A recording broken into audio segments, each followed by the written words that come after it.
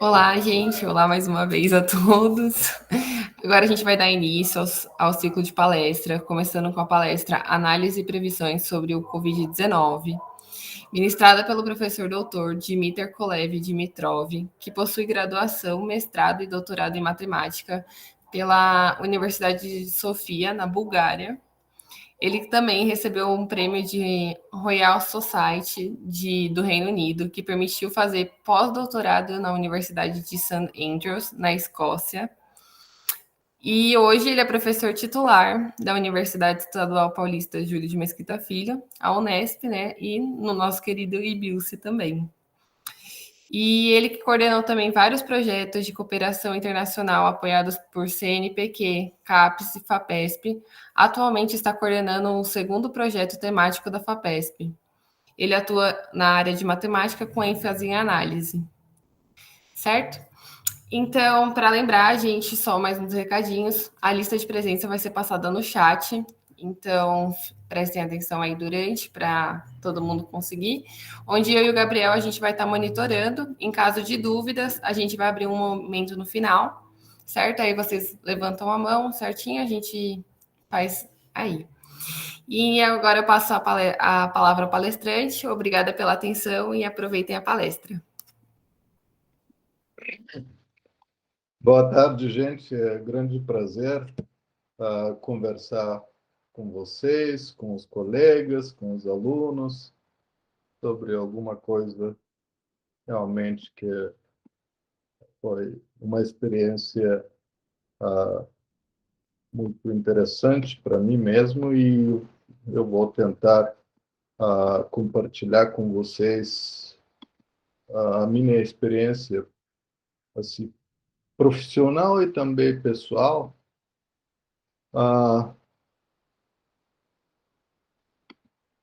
com relação a essa atividade que todo mundo estava se acompanhando nos últimos 2 anos, e tomara que, como as tendências são agora, vai diminuir nos próximos meses e que logo, logo desapareça, né? E que a gente volte à vida normal.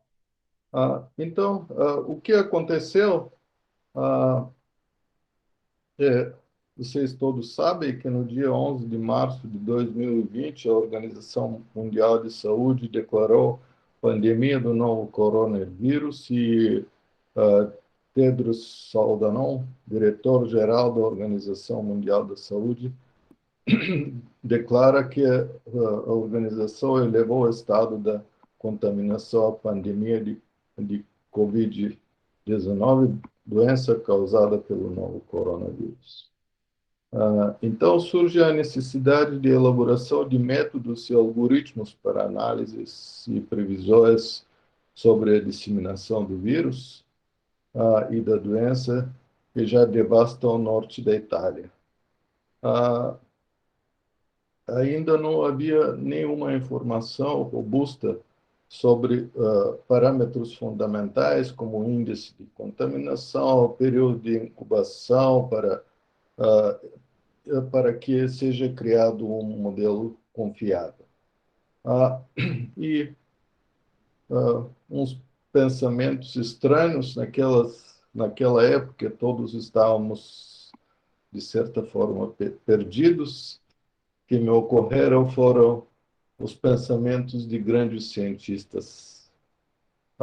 E um deles é um dos meus matemáticos favoritos, de que aprendi muito, cujos problemas tive a sorte de resolver, e cujos artigos, muitos dos artigos de quem eu li e aprendi muita matemática mesmo. O húngaro George Poya,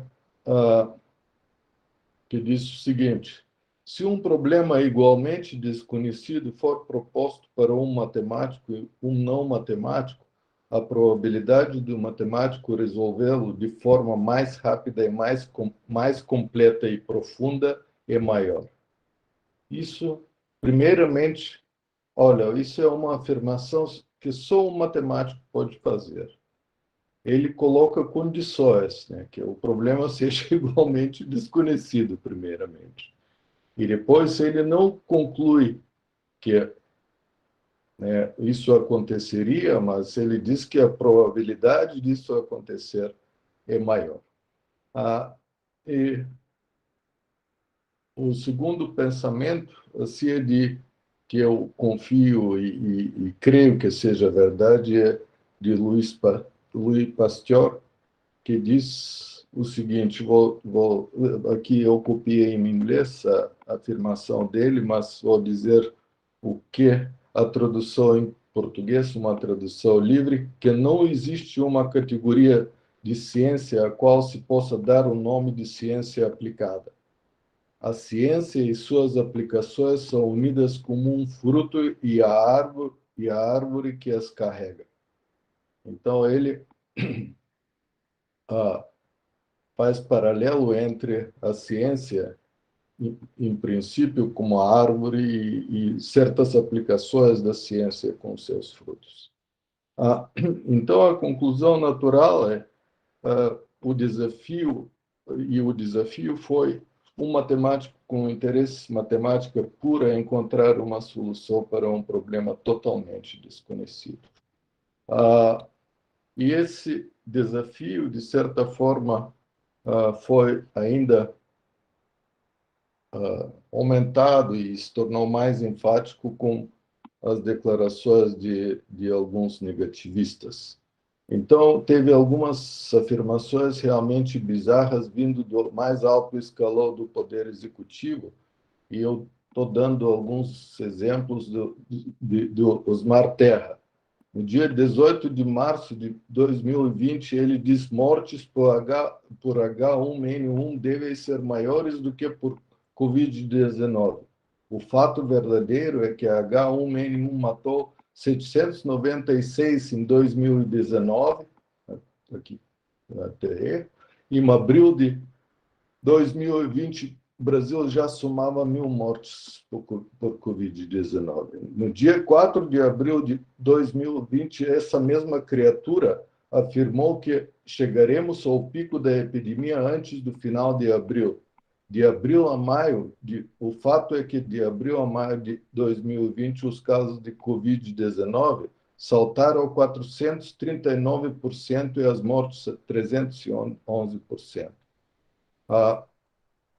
Ele diz no dia 7 de abril, 3 dias depois, coronavírus matará menos no Brasil que gripe no Rio Grande do Sul. Falou em 950 mortos no Rio Grande do Sul de gripe sazonal, gripe comum, e o mesmo número de óbitos por Covid-19 foi alcançado no dia 10 de abril, observa, só 3 dias depois da afirmação dele, e a mais bizarra afirmação dele foi no Twitter dele, que ele diz que a projeção matemática nunca foi evidência científica. A diferença entre a evidência e a especulação fica clara na comparação da pesquisa na Alemanha, mostrando o baixo risco de contágio dentro das escolas e o terrorismo matemático do Comitê Científico de São Paulo disseminando pânico. Então, diante desses fatos, é realmente um grande desafio descobrir um algoritmo que faz previsões, análises e previsões corretas sobre a disseminação do coronavírus. Então, eu comecei a procurar alguns jovens matemáticos e entrei em contato com vários, muitos deles estão ocupados, obviamente, com suas pesquisas e suas obrigações, mas 2 deles responderam imediatamente. Um deles foi o Lucas Oliveira, professor da Universidade Federal do Rio Grande do Sul, com doutorado em análise harmônica, mas é um jovem matemático com vasta cultura científica e com interesse em várias áreas da matemática e da ciência, e outro foi o meu doutorando daquela época, Lourenço Peixoto, do nosso curso de pós-graduação, que estava fazendo estágio no exterior, na Universidade de Santiago de Compostela, na Espanha. Então, nós três começamos a trabalhar muito seriamente, dia e noite, conversando por Skype por horas, para tentar, primeiramente, estudar os algoritmos existentes. E o algoritmo mais clássico existente é o chamado SIR, que significa suscetíveis, infectados, recuperados. Ele foi criado em 1927 por Kermack e McKendrick, mas esse é um modelo relativamente muito simples e eu vou comentar sobre ele. Tem várias versões e modificações desse modelo. Por exemplo, o MESIS, onde não há recuperados. De certa forma, as pessoas se contaminam, são infectados e depois se tornam novamente suscetíveis. Isso é para algumas contaminações. Existem outras versões chamadas de SEIS e SERS, que são um pouquinho mais sofisticadas. E a conclusão foi que existia um mar de modelos dos quais nenhum correspondia à realidade do início da coronavírus. Então, nós estávamos procurando, lendo, estudando, e, ao mesmo tempo, começamos a estudar alguns artigos que já começaram a aparecer nas grandes revistas como Nature, Science, sobre o novo coronavírus. Mas deixa-me dizer o que é o modelo CIR.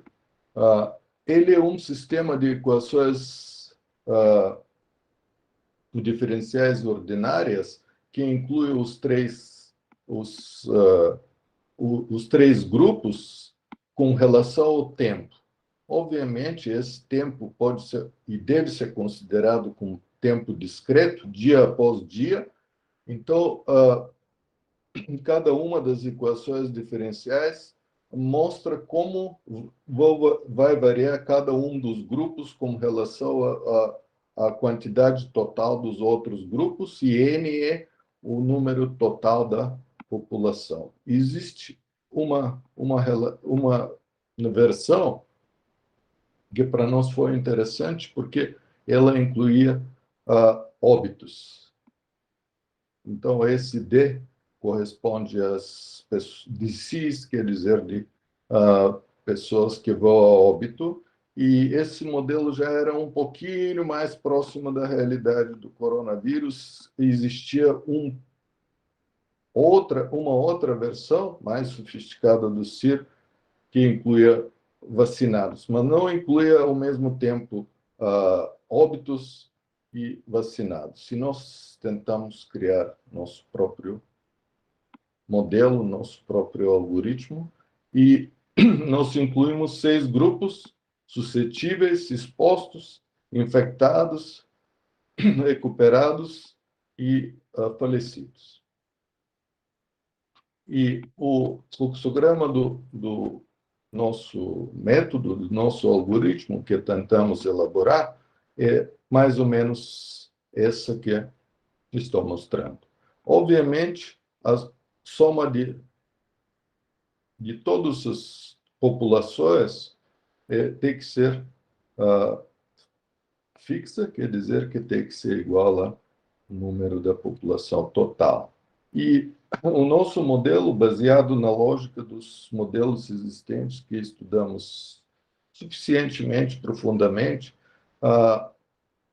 foi esse. Então, nós criamos o nosso sistema de equações diferenciais ordinárias e também pensamos em como resolver esse sistema através de métodos conhecidos, bem conhecidos, e optamos pelo método de Runge-Kutta da quarta ordem, com espaçamento 1/100. Então, nós dividimos, por exemplo, T.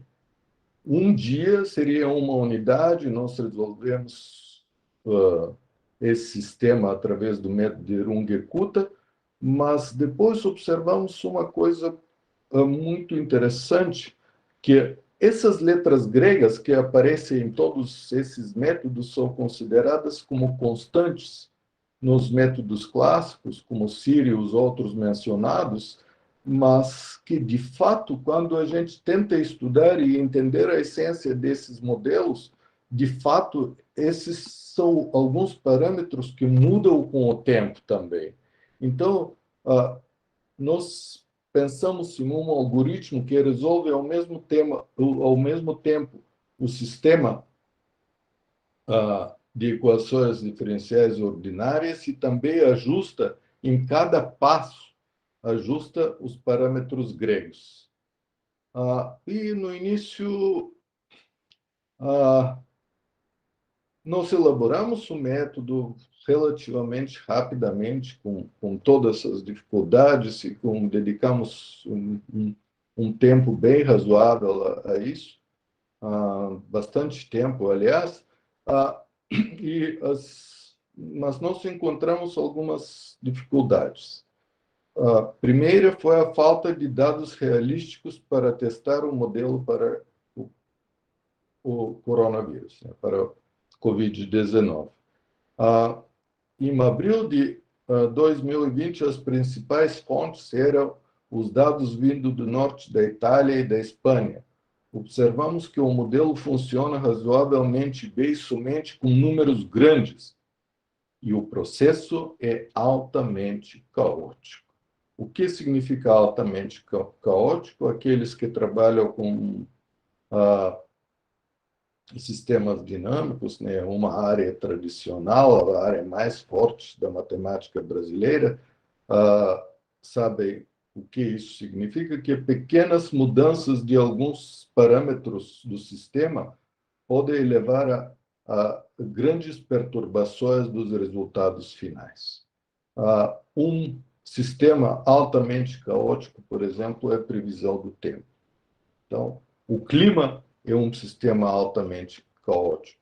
Se vocês perguntarem, Marcelo Viana, o que é realístico em fazer, que é um dos grandes mestres nos sistemas caóticos, na matemática mundial hoje em dia, ele vai dizer para vocês não acreditarem na previsão do tempo por mais que 24 horas. Por quê? Porque o sistema é altamente caótico. Infelizmente, a disseminação das doenças contagiosas também é um tal modelo. Então, o risco de se criar um modelo e a responsabilidade foi realmente muito grande. Mesmo com essas dificuldades, nós começamos a trabalhar e eu vou mostrar para vocês os primeiros resultados, os primeiros gráficos, as primeiras tentativas, e logo, então, nós começamos a trabalhar ainda em março, e logo, no início de abril, acho que isso é o primeiro gráfico que nós trocamos entre si, entre nós três. Como funciona o algoritmo. Esse foi o primeiro resultado. Uma coisa absolutamente primitiva.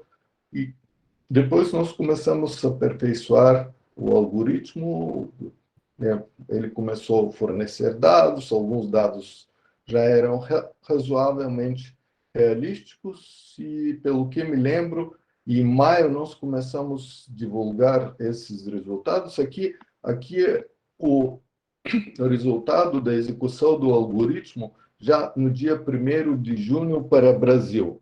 Então, aqui consta o que é óbitos acumulados, recuperados e tudo mais.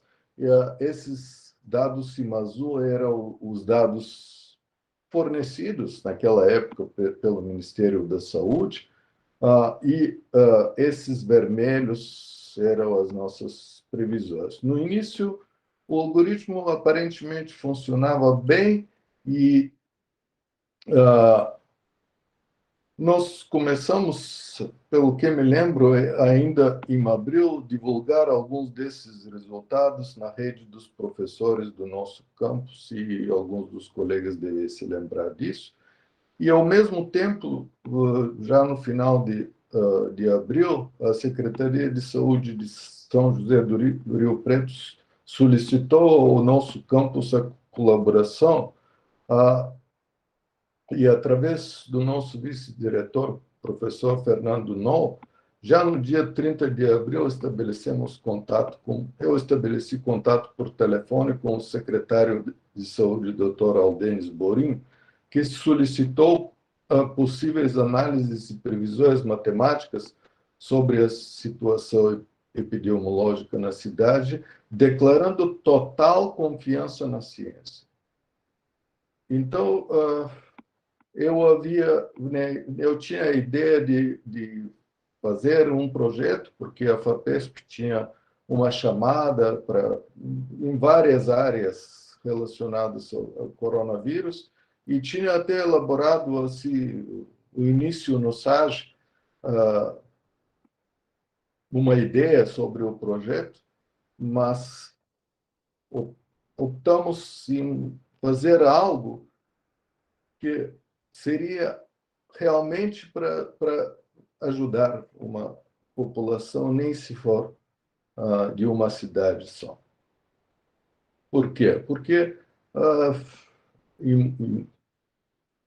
no nível assim, mais amplo, não se sabia qual seria a atitude das pessoas e das autoridades responsáveis pela tomada das decisões. E já que tínhamos essa confiança, nós começamos a divulgar a Secretaria de Saúde semanalmente, ou com mais frequência ainda, alguns desses resultados. Só que nos meados de junho já começou um crescimento relativamente elevado dos casos na cidade.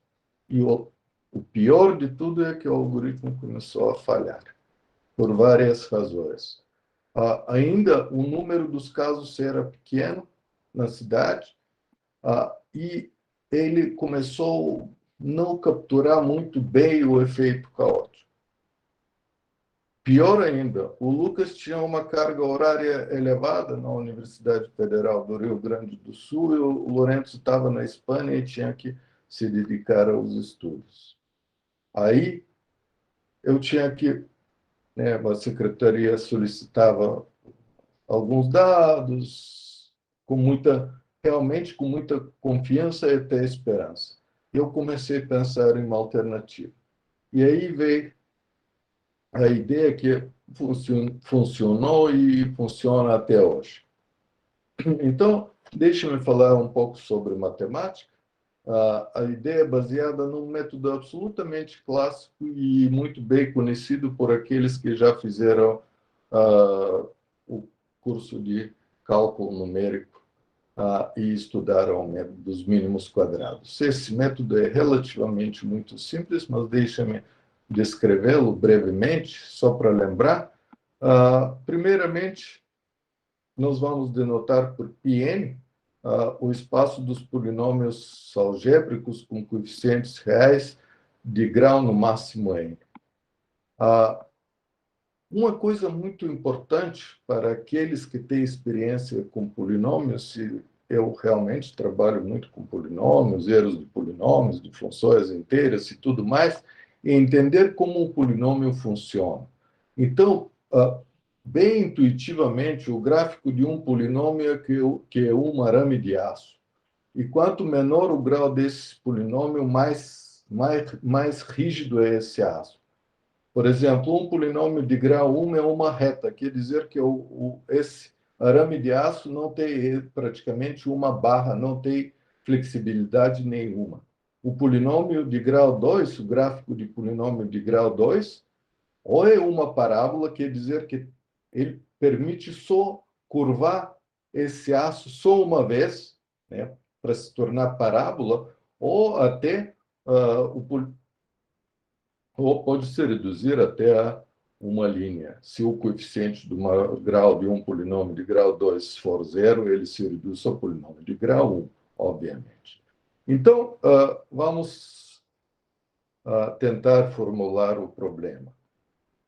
Então, dados n pontos distintos, geralmente equidistantes, T1 até n, e n valores de y1 até yn, que podemos considerar como valores de uma função f, Em outras palavras, nós podemos pensar que y1 é igual a f de t1 e assim por diante, yn for igual a f de tn, quer dizer que essa função é definida nesses pontos t1 a tn e os valores y1 até yn são exatamente os valores da função f.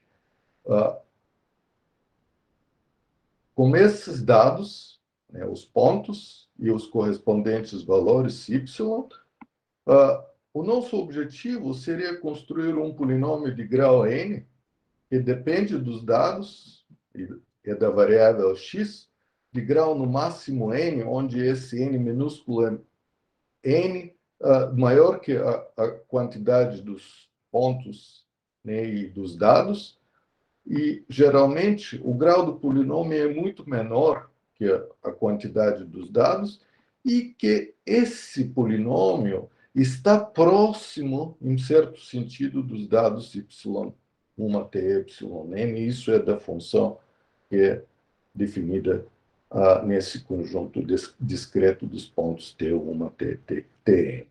Então, vamos formular agora o problema formalmente. Em que sentido nós queremos proximidade?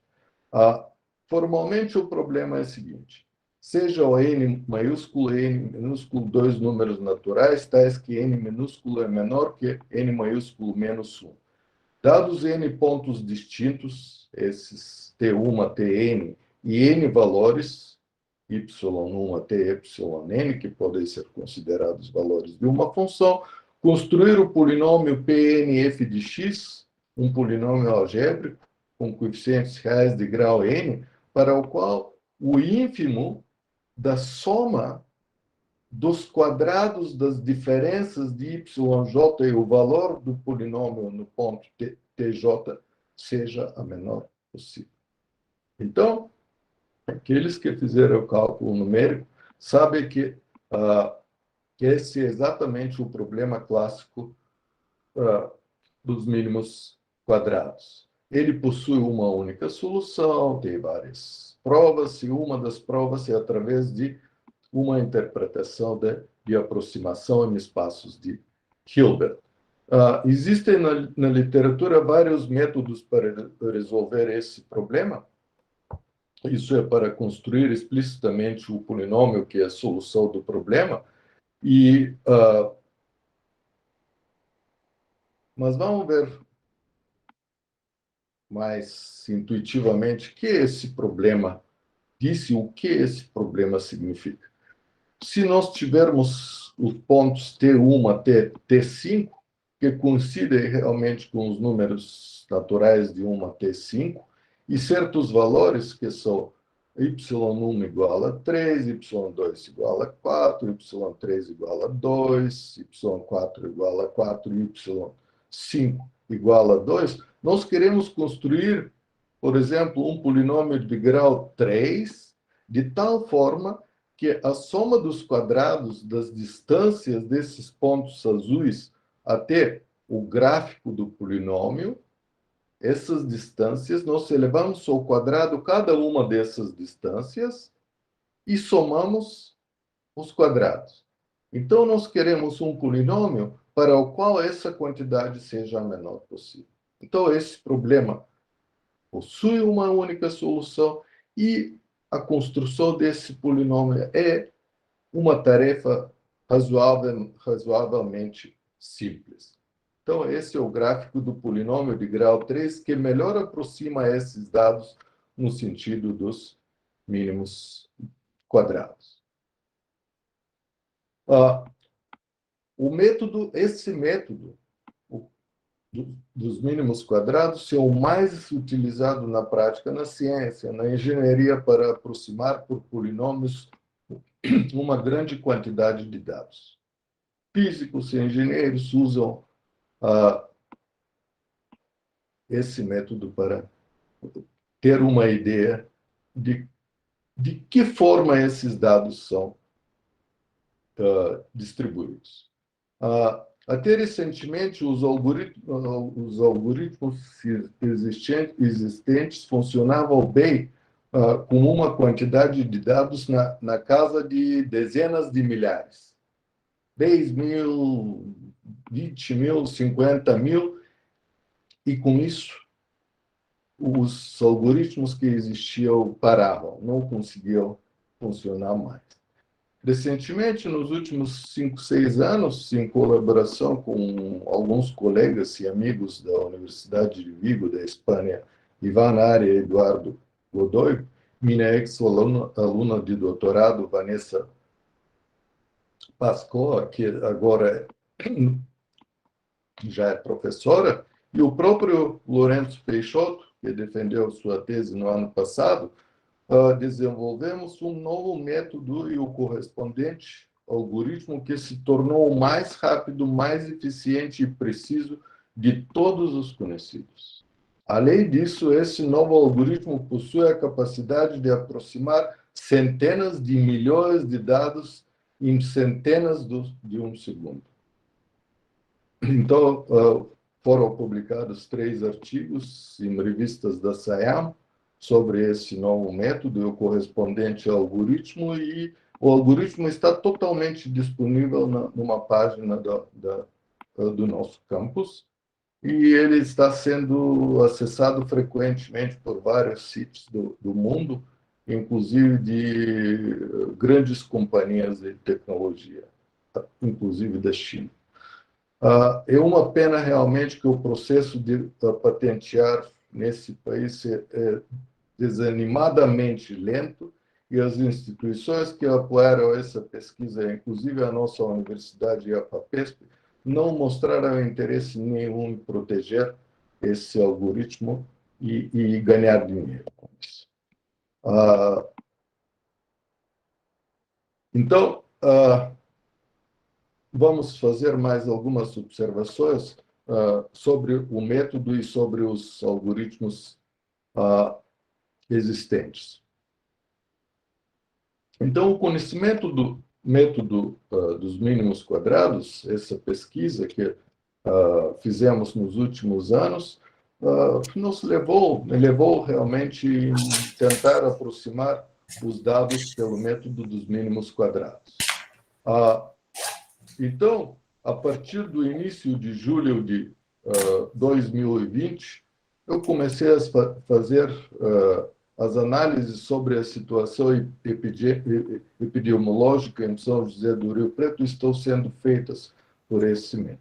Pelo método dos mínimos quadrados, e eu vou mostrar como eu faço. Apesar que nunca publiquei esses resultados, vou mostrar para vocês, e vocês vão ser os primeiros matemáticos que sabem pelo menos a ideia principal de como funcionam as análises e as previsões.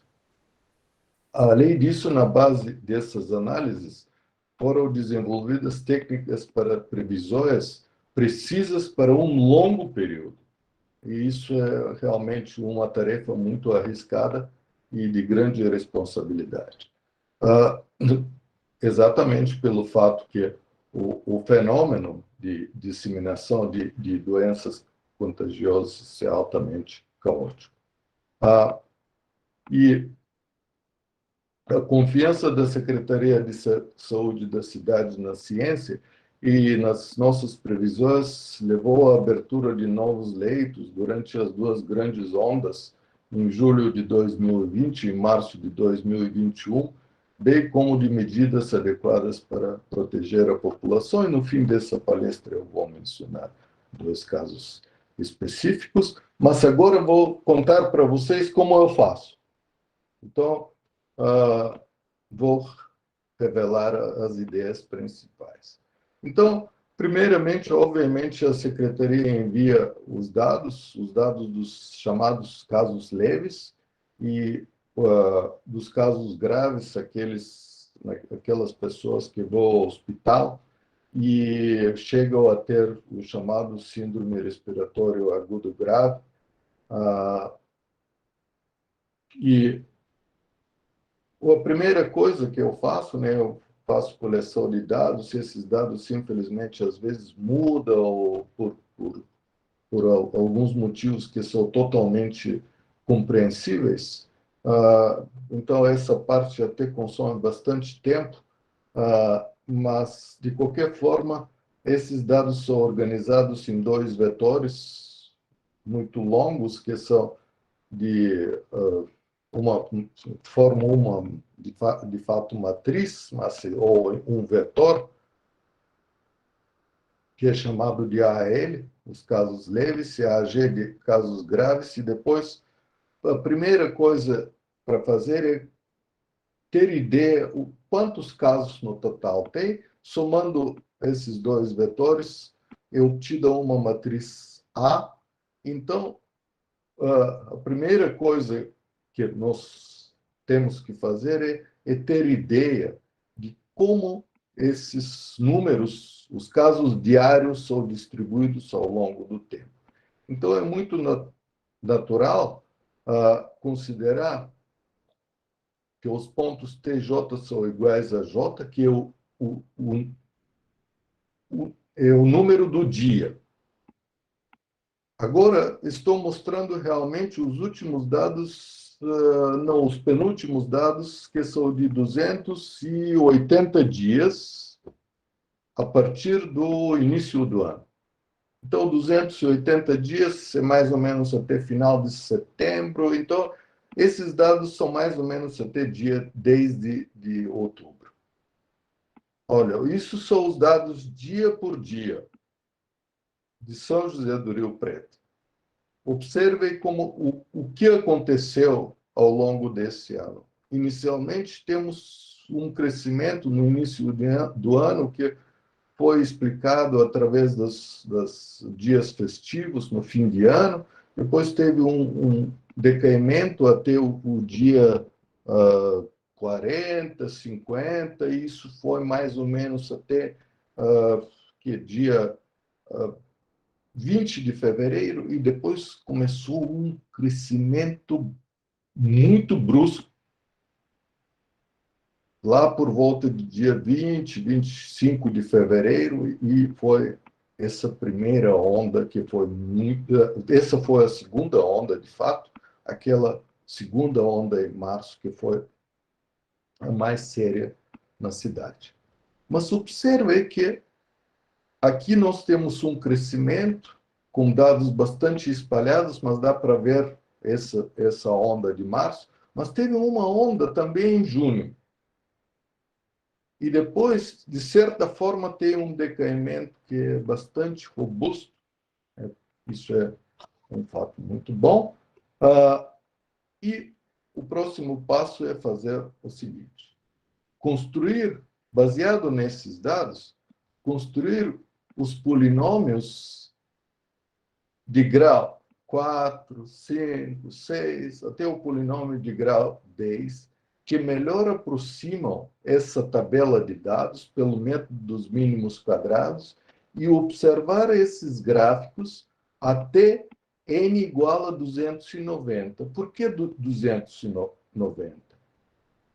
Para ver qual seria a extrapolação, qual seria a tendência para pelo menos mais 10 dias. O que acontece é alguma coisa que na teoria da aproximação é muito bem conhecida.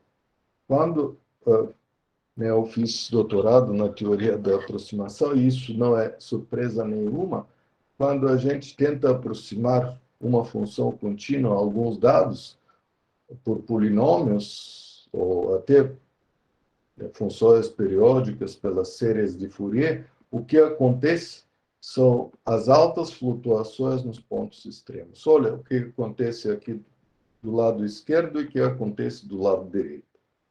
Então, esse é o primeiro desafio. O que fazer realmente? Qual a melhor aproximação dentre todas essas aproximações, que são de grau 4, de grau 5, de grau 6, e assim por diante, como escolher aquilo que é verdadeiro? Então, observe aqui os polinômios de grau 4, 5, 6 e 7.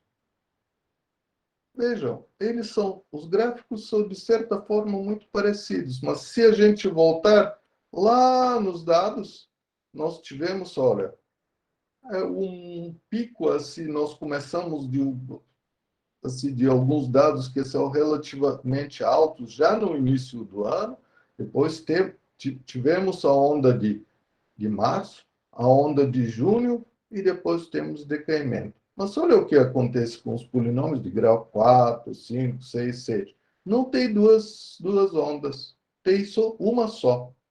E é muito estranho isso. Obviamente, então, os polinômios de grau 4, 5, 6 e 7 não fornecem uma boa aproximação e não dão ideia do que acontece com a disseminação do vírus. Aqui, eu mostro os polinômios de grau 9 e 10. Esses, pelo menos, o que acontece é que aquela quantidade grande de casos no início do ano, a onda de março, a onda de junho já está lá. No final tem certas oscilações, mas tem algumas ideias vindo da teoria de aproximação de como escolher realmente aquele polinômio ou combinação convexa de alguns desses polinômios que seria realmente uma boa aproximação dos dados. Então, esses são alguns detalhes que eu não tenho nem tempo e não gostaria de discutir nessa palestra, mas executando essa análise, chegamos à aproximação correta desses dados. Então, vejam, uma aproximação muito boa que dá ideia muito melhor daquilo que é usado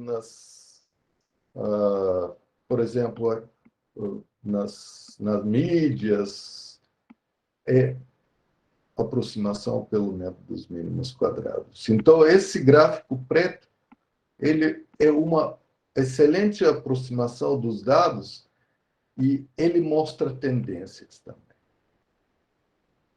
O que é feito? A mesma coisa é feita com os casos graves. Eu não vou discutir todo o processo é relativamente análogo e veja o que aconteceu com os casos graves. Esses são os casos graves. Então, olha, teve dias quando durante a onda de março, teve mais que 70 casos, por um dia só. E agora são alguns 5, 6, 3, 4. Isso é muito bom, obviamente. Mas o que vocês vão me dizer comparando esses dois gráficos? Então, eu vou pular de um para o outro e vocês me digam o que vocês podem concluir desses dois gráficos. Vocês podem me dizer, porque eu não acompanho, eu só poderia ouvir a resposta. Alguém pode me dizer o que aconteceu e por que isso aconteceu? Vejam essa aproximação de março e de junho. Esses são os casos, todos os casos, o gráfico preto. Vamos ver agora os casos graves em março e em junho. Aqui, todos os casos são muito, assim, teve muito mais casos em junho do que em março. Mas teve menos casos graves em março. E por quê? Em junho. E por quê? Por causa da vacinação, gente. Então, olha, isso é uma prova científica que a vacinação funciona e funcionou de fato.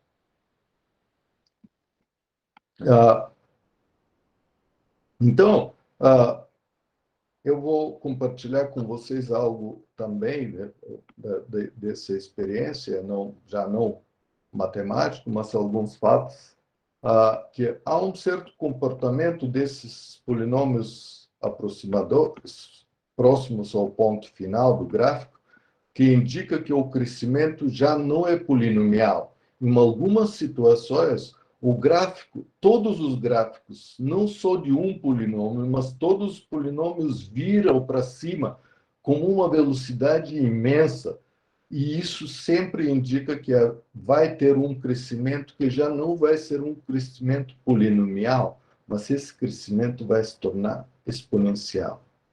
E isso foi descoberto ainda em julho, trabalhando com muitos e muitos dados. Eu observei que quando isso acontece, haverá uma grande onda. Então, isso por experiência e por executando esse método em cima de dados de dezenas, se não centenas de cidades do Brasil inteiro. Olha, quando não havia vacinas, a dificuldade de frear esse crescimento exponencial era enorme e se atendia, de fato, somente com medidas de restrição. Esse fenômeno foi observado ainda no início da primeira onda, em julho de 2020, quando foram comparados dados de centenas de cidades do Brasil, bem como da Itália e da Espanha. Para se fazer alguma previsão, basta termos em mente dois fatos. Quando os dados não são discretos, o crescimento exponencial é sinônimo de crescimento de progressão geométrica. Para isso, sabendo a média M dos casos nos últimos dias, falta calcular mais um parâmetro que é muito importante. Esse é o quociente Q da progressão geométrica. Esse quociente Q, que chamamos de crescimento diário, é também uma média dos crescimentos diários nos últimos dias, mas tem que ser calculado com muita precisão e também não tenho, infelizmente, não tenho tempo de mostrar para vocês como eu calculo esse índice, que para todas as pessoas lá da secretaria, eles diziam, por favor, calcule RT, nós não precisamos mais de gráficos, nós precisamos de RT. Esse é exatamente o crescimento dos casos diariamente. No início de 2020, quando na cidade havia... Então, vou relatar dois casos realmente que deram uma grande satisfação pessoal e para todos os matemáticos e para o departamento também. O nosso departamento foi muito elogiado através pelas pessoas responsáveis, pelo secretário da Saúde. No início de julho de 2020, quando na cidade, olha, tem muitos erros, mas isso é coisa de gringo, na cidade havia 2.500 casos. Eu fiz a previsão que no dia 5 de agosto, no dia 6 de agosto, chegaríamos a 10 mil casos. E, por incrível que pareça, o doutor Aldenis acreditou e foram abertos muitos leitos de UTI. A pergunta mais difícil ao longo de todo esse tempo foi a pergunta que o doutor Aldenis e a Andrea Negri, da Vigilância Epidemiológica, me fizeram naquela mesma época, em julho, quando nós vamos chegar, quando esse crescimento, esse inferno vai parar, quando nós vamos chegar ao pico.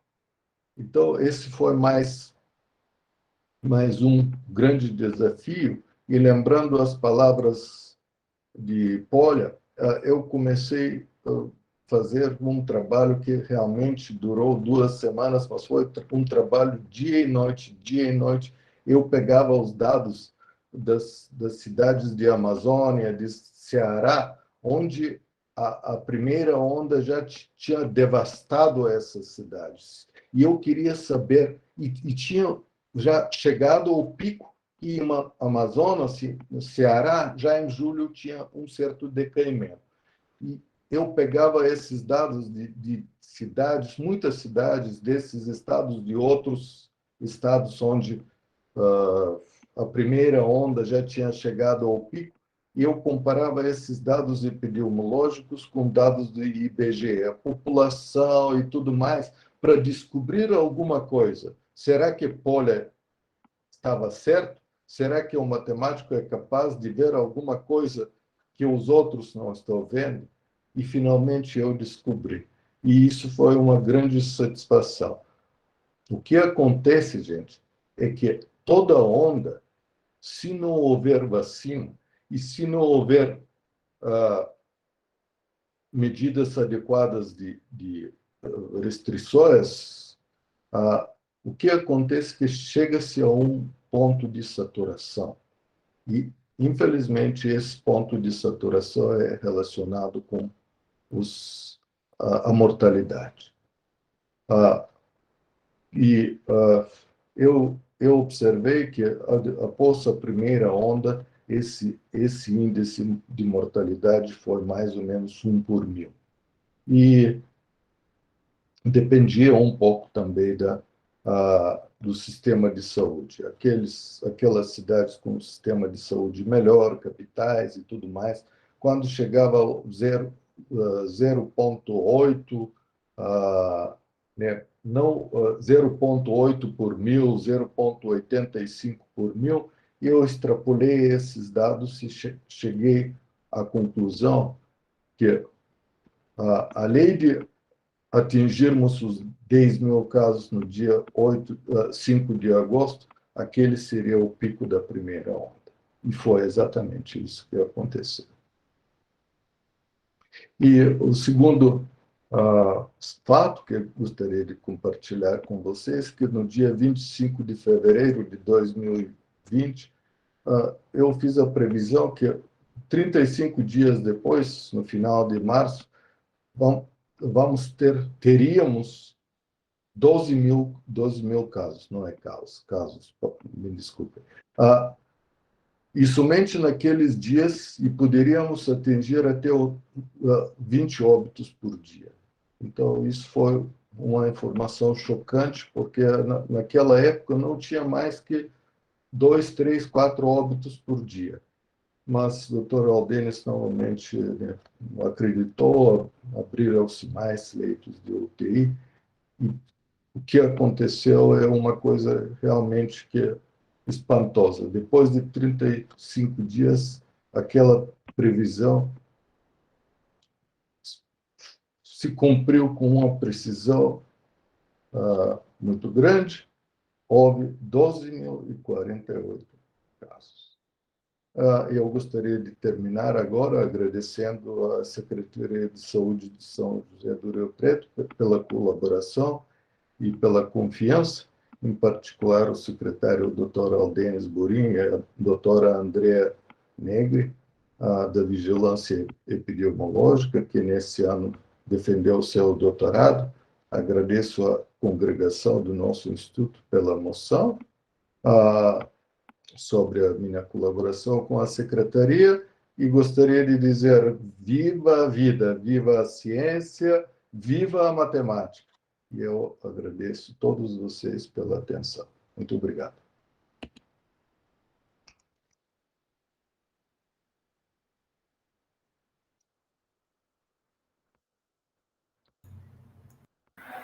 Obrigada, professor, por essa excelente palestra. Viva o SUS também. Sim, viva a SUS, viva a SUS, viva a SUS. E eu tinha algumas declarações muito mais fortes, mas todos sabemos, né, que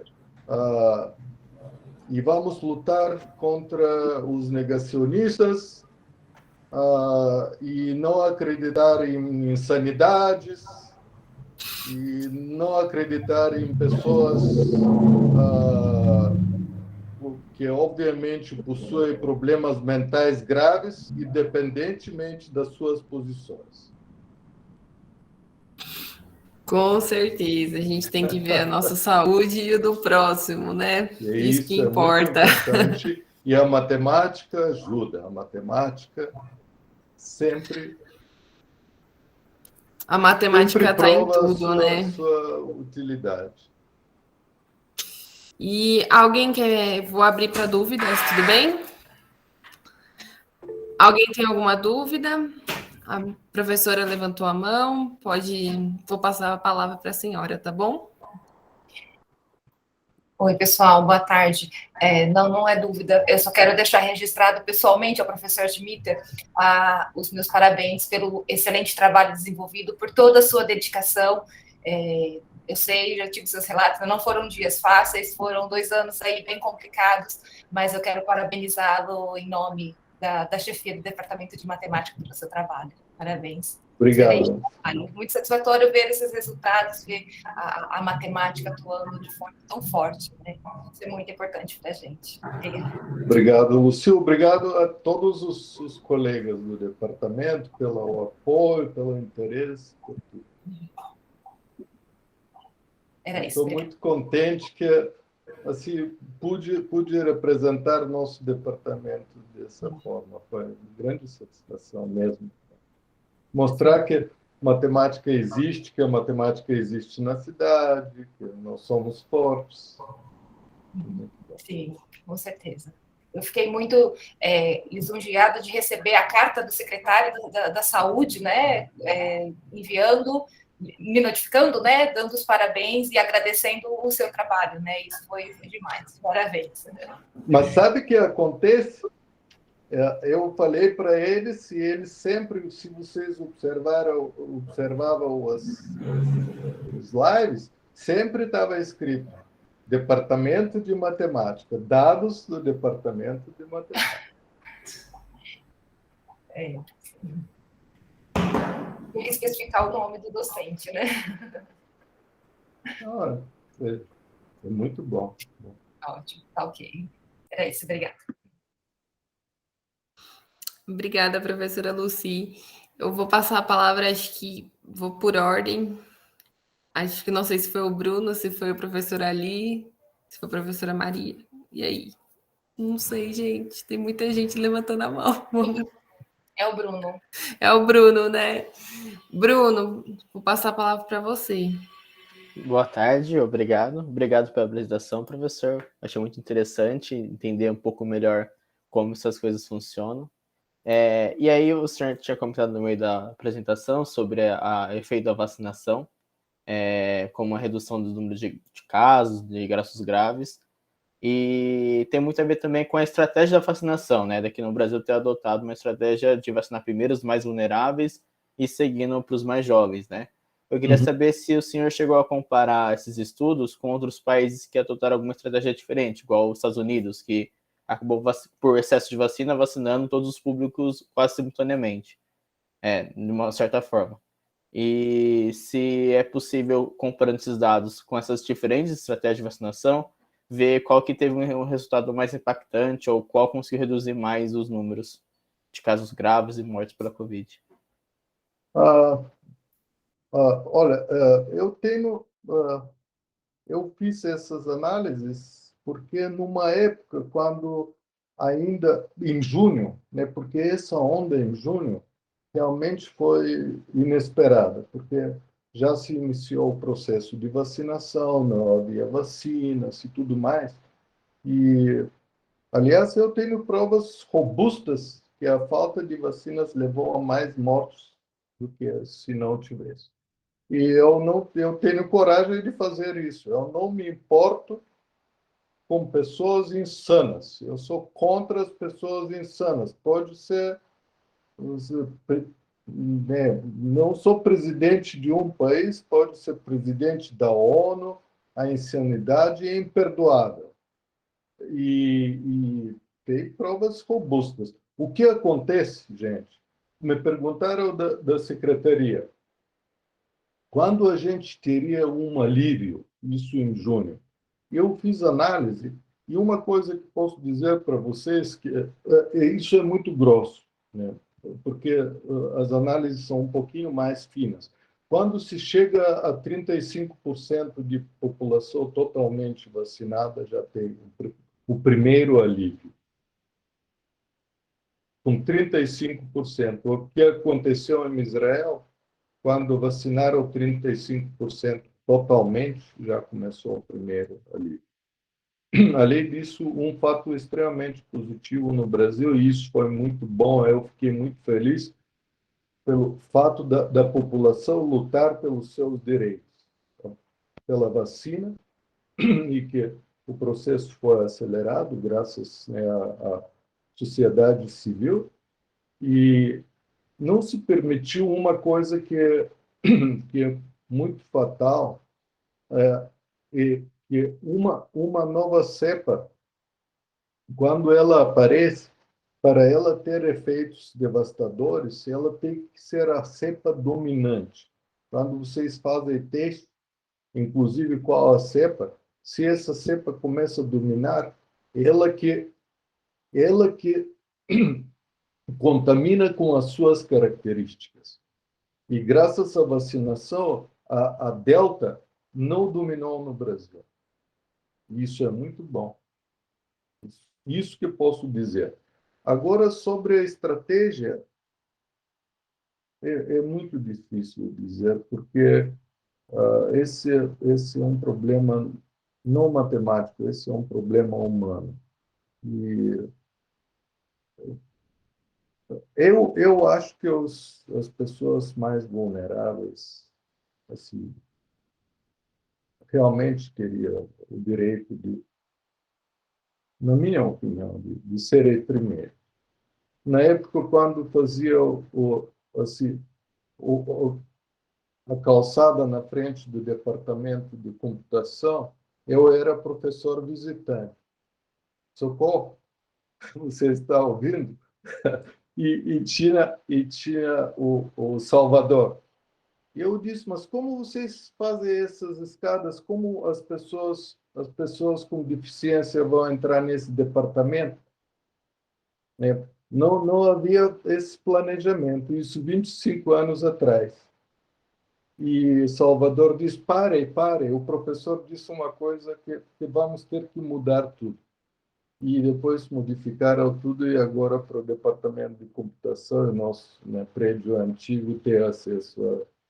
Então, acho que as pessoas, as sociedades justas sempre pensam e colocam em primeiro lugar cuidado pelos vulneráveis. Esse é a minha resposta.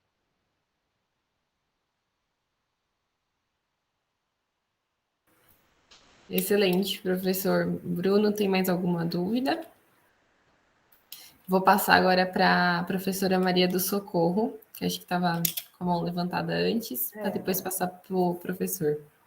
Bom, eu queria começar dando os parabéns. Eu acompanhei muito de longe o seu trabalho aí, Dimitar. Imagino o quanto que deve ter sido, assim, super emoção, porque nem sempre a secretaria, nem sempre os cuidados, né, na cidade, quer dizer, você ali com os dados na mão, vendo as previsões e as pessoas não tomando os cuidados necessários, inclusive o poder público. Eu imagino que tenha sido muito angustiante aí para você vivenciar isso, né?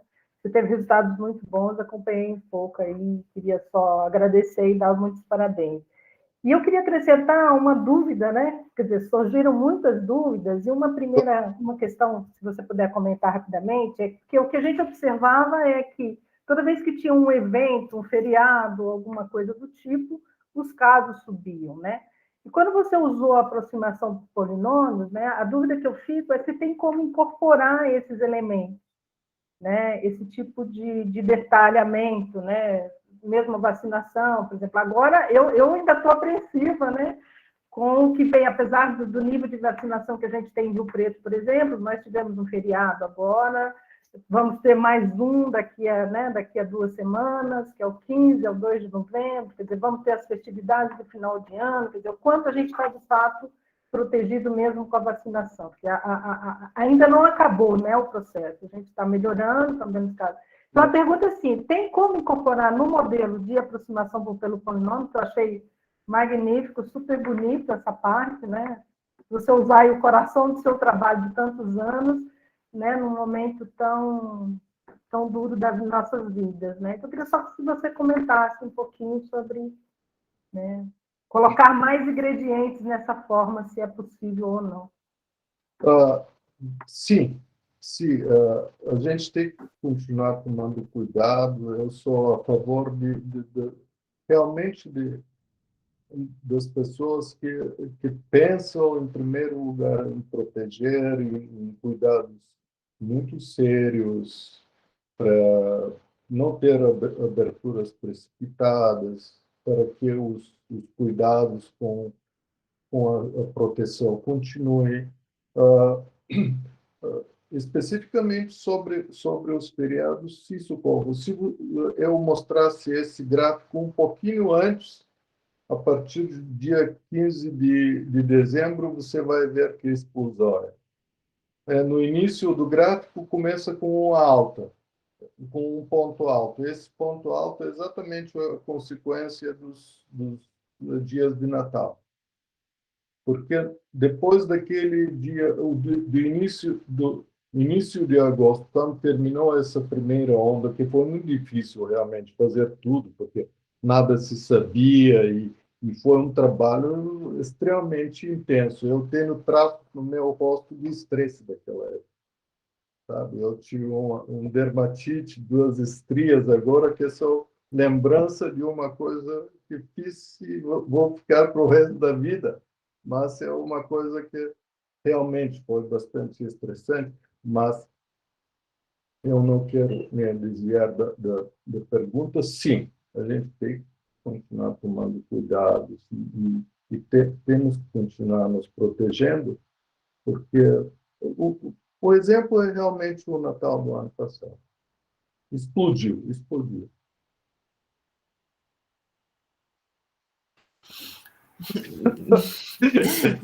Obrigada mais um. Saudades das nossas conversas. Com certeza, com certeza. Obrigada mais uma vez. Professora, tem mais alguma pergunta? Não, vou passar para frente a bola. Vai passar para a professora Ali. Olá, boa tarde a todos. Eu queria parabenizar e agradecer ao professor Dimitar, em nome da pós-graduação, pelo excelente trabalho que ele está fazendo junto à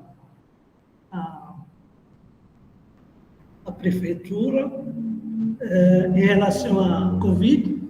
Em realidade, esse trabalho não precisa ser um excelente matemático para fazer isso, mas também precisa de outras qualidades, porque precisa de muita coragem, porque não é qualquer pessoa, um matemático, ele pode até ser um excelente matemático, ter à disposição o querer fazer esse trabalho, porque é um trabalho difícil e é muito sacrifício, porque eu sei que o professor Dimitar, ele trabalha na área de matemática aplicada, mais para a área de análise, outras áreas também, mas esse trabalho que ele está fazendo, ele é um pouco diferente das coisas que ele andava fazendo. Então, esse trabalho com certeza exigiu dele um trabalho árduo. Ele mesmo falou que ele teve uns problemas de saúde em decorrência disso. Então, eu queria parabenizá-lo por isso. E eu tenho só uma pergunta, uma pequena dúvida. Eu não sei, o Dimitar, eu não estou conseguindo enxergar você. Você está por aqui? Tá bom, agora sim. Eu fiquei meio... Tá. Eu tenho uma dúvida, porque, por exemplo, o modelo Sears tem uma equação diferencial e tem uns modelos usando esse método de Euler. Você tem uma aplicação, por exemplo, do R2 sem R2. No caso de vocês, vai ser uma aplicação, eu acho, de R4 para R4. Uhum. E as pessoas começaram a estudar a dinâmica dessa função que aparece. E tem uma coisa chamada, começaram a estudar as órbitas, conjuntos de Julia. Tem pessoas que fizeram isso no caso do Sears. Nos trabalhos que você andou lendo, tem pessoas que conseguiram começar a fazer isso no caso do Covid? Eu não sei.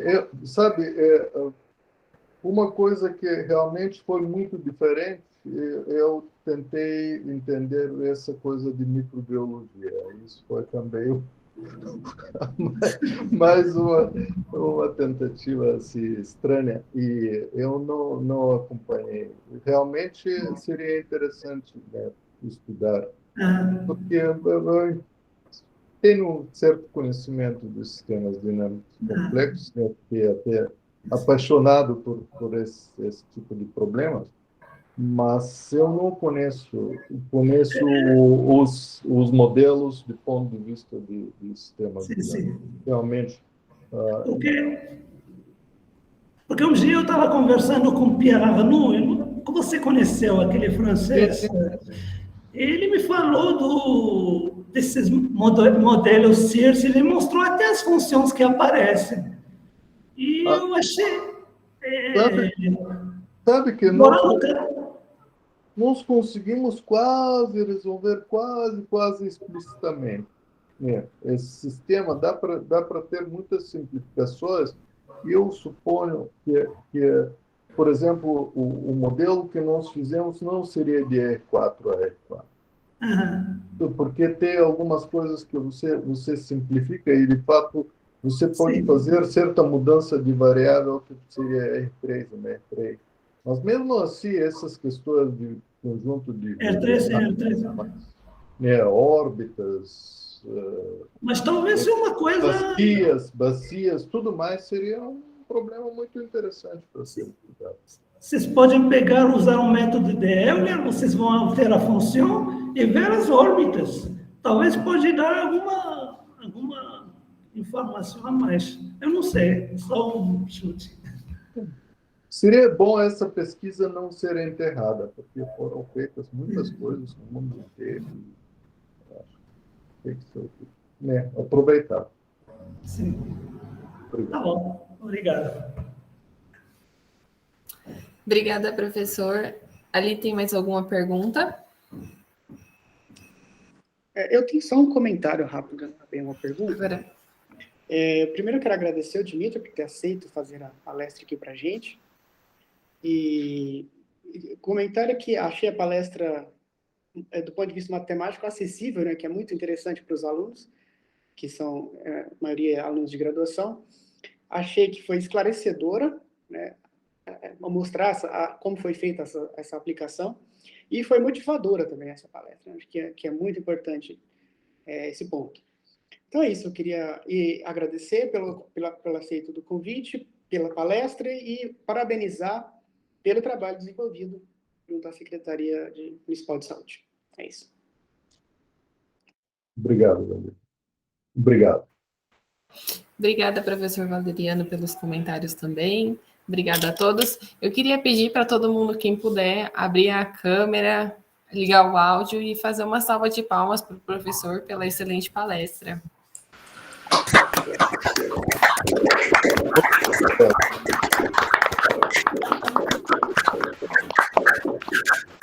Obrigado, gente.